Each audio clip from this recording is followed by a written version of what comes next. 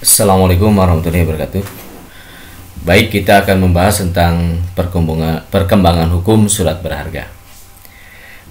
Dasar mengikatnya surat berharga antara penerbit dan pemegang adalah suatu perjanjian. Yang menjadi dasar antara penerbit dan perjanjian yang antara dua pihak, penerbit yang menandatangani dan pihak pemegang pertama yang menerima surat berharga itu. Jika pemegang pertama memperalihkan surat itu kepada pemegang berikutnya, maka penerbit tetap terikat di dalam perjanjian itu. Dalam teori perjanjian, dalam surat berharga kita mengenal teori kreasi atau penciptaan. Yang menjadi dasar hukum untuk mengikatnya surat berharga antara penerbit dan pemegang adalah perbuatan menandatangani surat berharga. Teori perjanjian kreasi, teori ini dikemukakan oleh seorang ahli hukum bangsa Jerman bernama Einers pada tahun 1839, yang kemudian diteruskan oleh Kunze di dalam bukunya yang berjudul Die Lehre van Dinerba Beweisen pada tahun 1857. Di dalam keberatan terhadap surat teori ini adalah pernyataan sepihak dengan tanda tangan saja, tidak mungkin menimbulkan sebuah perikatan. Bagaimana supaya menimbulkan perikatan? Itu harus ada dua pihak yang mengadakan persetujuan. Sebab tanpa persetujuan tidak mungkin adanya kewajiban. Hubungan hukum perikatan, supaya menimbulkan perikatan harus ada dua pihak yang mengadakan persetujuan. Sebab tanpa persetujuan tidak mungkin ada kewajiban. Demikian pula, kalau surat berharga itu jatuh ke tangan orang yang tidak jujur, ya, misalnya dicuri, maka penerbit yang menandatangani tetap terikat untuk membayar itu.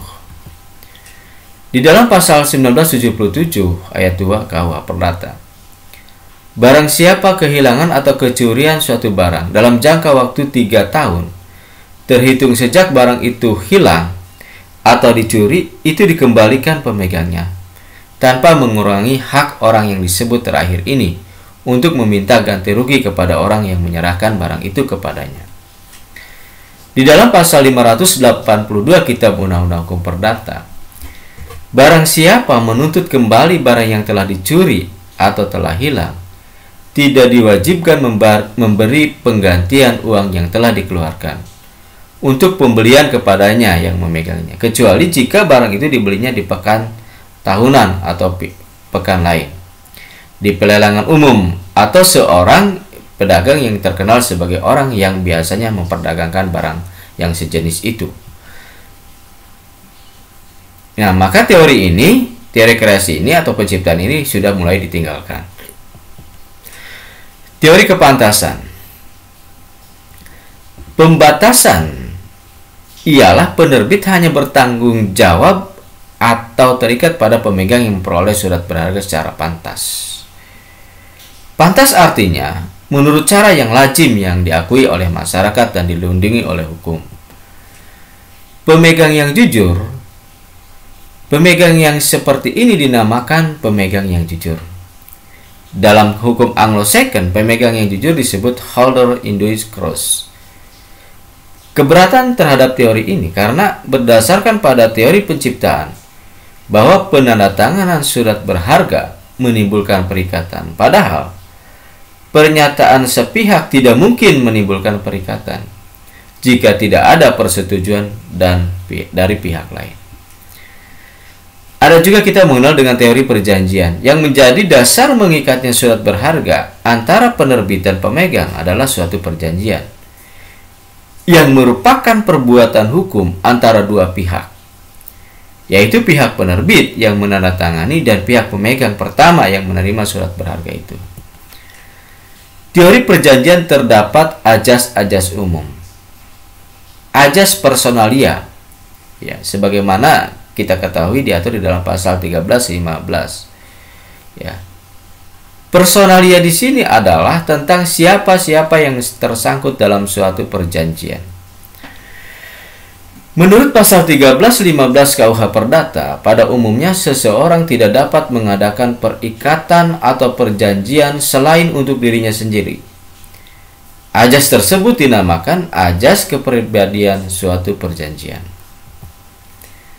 Ajas kepribadian personalitas merupakan ajas yang menentukan bahwa seseorang yang akan melakukan dan atau membuat kontrak hanya untuk kepentingan perseorangan saja.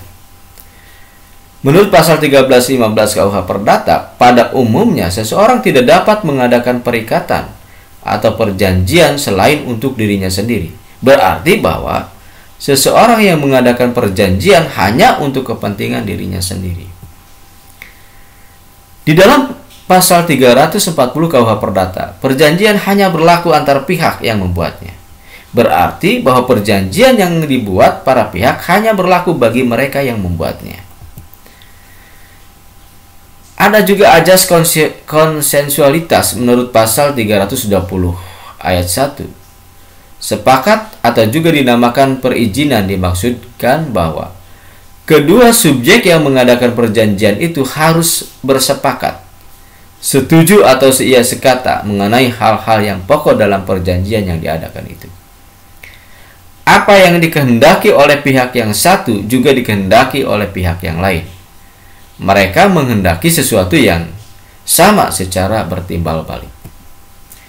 Ajas konsensualitas ialah pada dasarnya perjanjian dan perikatan yang timbul karenanya sudah dilahirkan sejak detik tercapainya kesepakatan. Dengan perkataan lain, perjanjian sudah sah apabila sudah sepakat mengenai hal-hal pokok dan tidak diperlukan sesuatu formalitas. Konsensus yang berarti sepakat. Ajas kebebasan berkontrak menurut pasal 1338 ayat 1 KUH Perdata. Hukum perjanjian memberikan kebebasan yang seluas-luasnya kepada masyarakat untuk mengadakan perjanjian yang berisi apa saja, asalkan tidak melanggar ketertiban umum dan kesusilaan. Hukum perjanjian menganut sistem terbuka yang mengandung ajas kebebasan membuat sebuah perjanjian.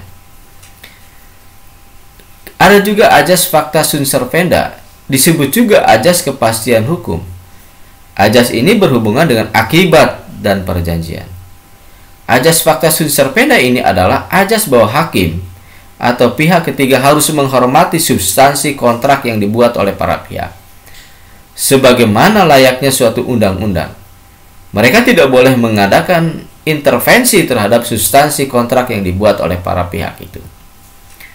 Ajas facta sunt servanda disimpulkan dalam pasal 1338 ayat 1 KUH Perdata bahwa semua perjanjian yang dibuat secara sah berlaku sebagai undang-undang bagi mereka yang membuatnya. Perkataan semua berisikan pernyataan kepada masyarakat bahwa kita diperbolehkan membuat perjanjian yang berupa dan berisi apa saja, dan perjanjian itu mengikat mereka yang membuatnya seperti undang-undang. Ajas itikat baik atau Tugendetrouw dapat disimpulkan di dalam pasal 1338 ayat 3 KUH Perdata bahwa perjanjian harus dilaksanakan dengan itikat baik. Ajas itikat baik merupakan ajas bahwa para pihak, yaitu pihak kreditur dan debitur, harus melaksanakan substansi kontrak berdasarkan kepercayaan atau keyakinan yang teguh atau kemauan baik para pihak. Ajas itikat baik dibagi dua. Ajas itikat baik nisbi, orang memperhatikan sikap dan tingkah laku nyata dan subjek. Teori ini dikemukakan oleh Lem dalam bukunya berjudul Beginselen van Hendes Dag Suisel Recht dan Weiten dalam bukunya yang berjudul Het to der Vival dan di Jerman oleh Reiser. Menurut teori ini, penunjukan yang menjadi dasar mengikatnya surat berharga antara penerbit dan pemegang adalah perbuatan menunjukkan surat itu kepada debitur.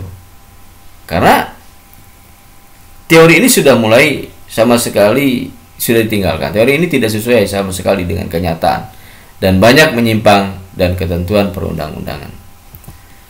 Terima kasih. Mudah-mudahan materi ini bermanfaat.